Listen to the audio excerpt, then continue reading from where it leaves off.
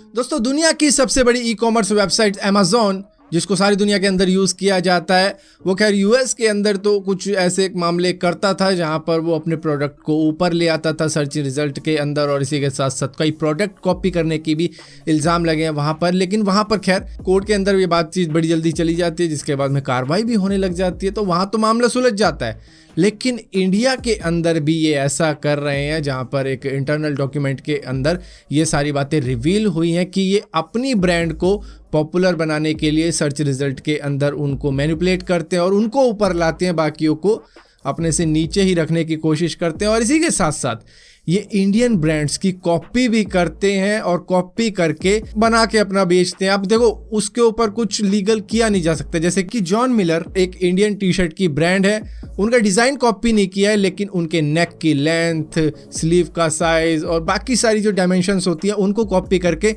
बना के बेचने लग गए। तो ये भी एक इंटरनल डॉक्यूमेंट के अंदर रिवील हुआ है। इनके अंदर देखो एक स्ट्रैटेजी है कि उनको आइडेंटिफाई करना है कि कौन सा प्रोडक्ट अच्छा कर रहा है, कौन सी चीज़ बढ़िया है और ग्राहक क्या चाहता है, वो सारी चीज़ें इनको पता लगेंगी, क्योंकि इन्हीं की तो वेबसाइट है। और उस तरीके से ये सिलेक्ट करते हैं कि ये प्रोडक्ट चाहिए हमें, और इसी की कॉपी बनाते हैं, यही ज़्यादा बिकेगा, और अपनी ब्रांडिंग करके उसको फिर बेचते हैं। ऐसे इल्ज़ाम इन पर अभी फ़िलहाल के लिए लग रहे हैं। फिलहाल के लिए काफ़ी सारी चीज़ें, कई सारी ब्रांड है जिनके साथ में ऐसा हुआ है। खैर उसके ऊपर तो एक पूरी डेडिकेटेड वीडियो बन सकती है कि भैया इन्होंने ये इस स्ट्रेटजी के आधार पर किया है। खैर उसके बारे में बाद में बात करेंगे, बाकी चीज़ों के बारे में भी बात कर लेते हैं। दोस्तों, आप लोगों को जानकर हैरानी हो जाएगी कि गूगल, अमेज़न और इजराइल की मिलिट्री और गवर्नमेंट के बीच में एक ऐसी डील हुई है जो कि कुछ क्लाउड सर्विसेज की डील हुई है, जिसको कहा जा रहा है प्रोजेक्ट निम्बस। ये करीबन 1.2 बिलियन US$ की डील है। तो इन दोनों ही कंपनियों के 400 एम्प्लॉय ने मिलकर एक ओपन लेटर पे साइन किया है कि भैया ये चीज़ नहीं होनी चाहिए, इसको बंद किया जाना चाहिए। इनकी जो क्लाउड सर्विसेज है वो इजराइल को प्रोवाइड नहीं की जानी चाहिए, खासतौर पे इनकी मिलिट्री और गवर्नमेंट के लिए। पता नहीं ये क्या कर दें और किस तरीके का यूज़ करने वाले हैं इससे।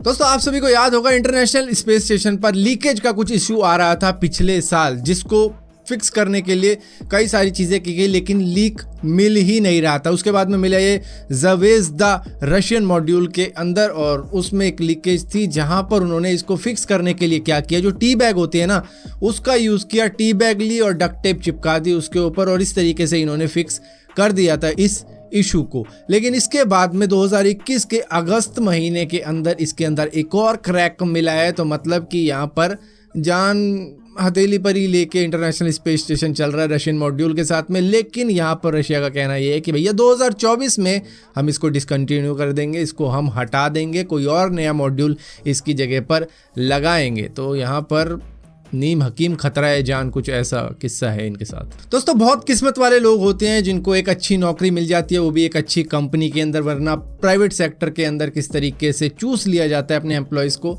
वो आप सभी को मालूम है। लेकिन चाइना के अंदर एक कल्चर चलता है जिसको कहा जाता है 996 वर्क कल्चर, जिसके अगेंस्ट हो रखे हैं चाइना के एम्प्लॉयज़। एक पूरी प्रोटेस्ट चल रही है इसके ऊपर ऑनलाइन, और उसको कह रहे हैं कि ये वर्कर लाइफ मैटर्स। क्योंकि क्या होता है कि सुबह के 9 बजे से लेकर रात के 9 बजे तक उनसे काम करवाया जाता है। अब आप सोचो ना कि 9 बजे जिसकी जॉब है उसको तैयार कितने बजे होना पड़ता होगा, उसे उठना कितने बजे होता होगा, और उसके बाद में वो रात के 9 बजे घर पहुंचता है, उसके बाद में खाना बनाता होगा, फिर सो जाता होगा, फिर उठना।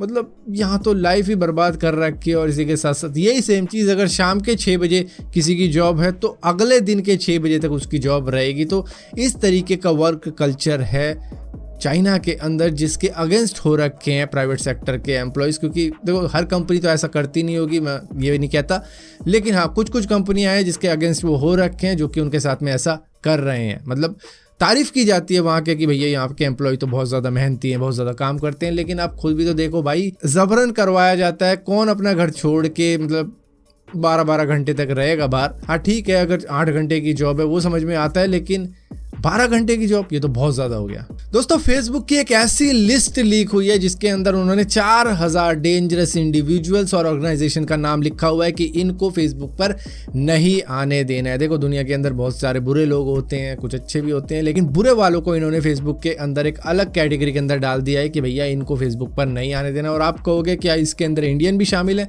जी हाँ, कई सारे इंडियन इंडिविजुअल्स भी हैं और ऑर्गेनाइजेशन भी हैं। दोस्तों शाहजहां ने मुमताज के लिए ताजमहल बनाया था उनकी याद के लिए, लेकिन यहाँ पर बोस्निया का रहने वाला एक 72 साल का बंदा जिसका नाम वजीन है, उन्होंने भी एक सेल्फ रोटेटिंग हाउस तैयार किया है ताकि वो अपनी वाइफ को अच्छा व्यू दिखा सकें। दरअसल इन्होंने एक इलेक्ट्रिक मोटर का यूज़ किया है और कुछ मिलिट्री के टायर यूज़ किए हैं जो कि पुरानी गाड़ियों में लगे होते थे, और उससे अपना घर इन्होंने रोटेटिंग कर दिया है। लेकिन ये कोई इंजीनियर नहीं है, ये कुछ भी नहीं है, बस ये सेल्फ टॉट इन्वेंटर हैं जिन्होंने इधर उधर से इंटरनेट पे देख के अपना घर कुछ इस तरीके का बना दिया कि वो घूमता रह सकता है और जिस भी दिशा में देखना चाहे वो उस दिशा में देख सकते हैं। सो फिलहाल के लिए दोस्तों इस वीडियो के अंदर इतना ही था। अगर वीडियो आपको पसंद आती हो तो इस वीडियो को लाइक जरूर करना, शेयर जरूर करना, और इसी तरीके की और भी वीडियो देखने के लिए इस चैनल को सब्सक्राइब जरूर करना। तो सब्सक्राइब किया है तो बेल का आइकॉन जरूर दबाना, वरना आपको मालूम नहीं चला मैंने को वीडियो डाली भी है।